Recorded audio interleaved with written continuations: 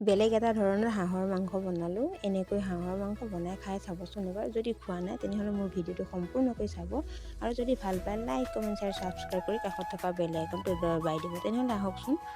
প্ৰথমে হাঁহৰ মাংস আধা কেজি, অলপমান বেছি হ'ব, যিহেতু আমাৰ খোৱা হৈ থাকে, ৰান্ধনি হিচাপে বনাবই লাগিব। তাৰ বাবে আলু লৈছোঁ 3-4টামান, নহৰু, আদা, জিৰা, জালুক সকলোখিনি ধুনীয়াকৈ লৈ লৈছোঁ, আৰু তাৰ বাবে 4-5টা পিঁয়াজ ল'লোঁ। আৰু কালাৰৰ কাৰণে এয়া জলকীয়াও মই ব্যৱহাৰ কৰিম পেকেট।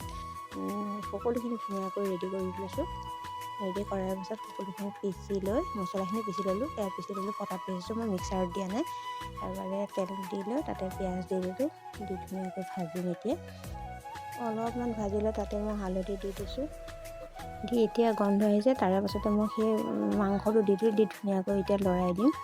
লৰাই দি তাতে নিমখ দি দিলোঁ, দি এতিয়া মানে সম্পূৰ্ণ ধুনীয়াকৈ লৰাই দি এতিয়া এখন ঢাকনিৰে ঢাকি দিম, ভাজি থাকিম। এনেকৈ প্ৰায় 20 মিনিটমান সময়, 15 মিনিট সময় ভাজিব লাগিব। মই সময়টো নাচালোঁ দেই, যিহেতু মই জুইত ব্যৱহাৰ কৰোঁ। জুইত বনোৱা প্ৰতিটো সোৱাদেই বেলেগ হয়।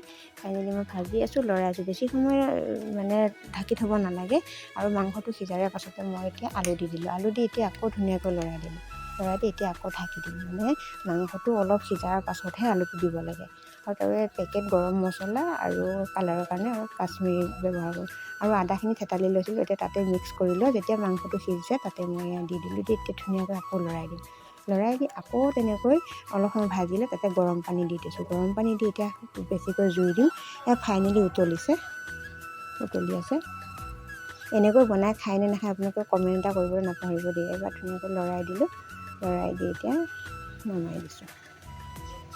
হৈ গ'ল মোৰ ৰেডি। একেবাৰে সহজ, আৰু এনেকৈ বনালে খাবলৈ খুবেই ধুনীয়া হয়। চাওকচোন কালাৰ কি ধুনীয়া হৈছে। আশা কৰোঁ ভিডিঅ'টো চাই ভাল পালে। তেনেহ'লে আজিলৈ বাই বাই। আকৌ নতুন ভিডিঅ' লৈ আপোনালোকৰ মাজত আহিম। বাই।